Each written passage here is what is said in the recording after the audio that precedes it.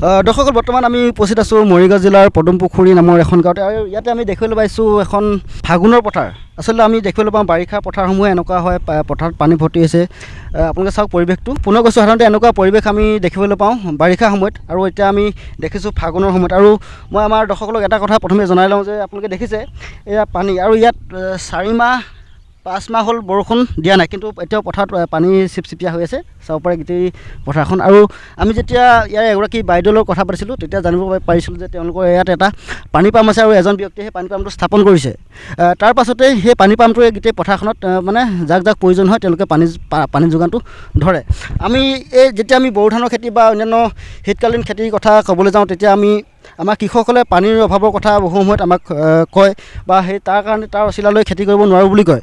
গতিকে যিসকল কৃষকৰ আৰ্থিকভাৱে সফল মানে অৰ্থনৈতিকভাৱে তেওঁলোকে শক্তিশালী, তেওঁলোকে নিজৰ পথাৰত বা এনেকুৱা এটা পানী পাম্প স্থাপন কৰিব পাৰে, আৰু সেই পাম্পটো স্থাপন কৰি ওচৰ পাজৰ যিসকল কৃষক আছে তেওঁলোকক তাৰ পৰা পানী যোগান দিও এটা তেওঁ ভাল উপাৰ্জন কৰিব পাৰে, আৰু ইয়াত সেই কামটোকে কৰি আছে এই পথাৰখনত।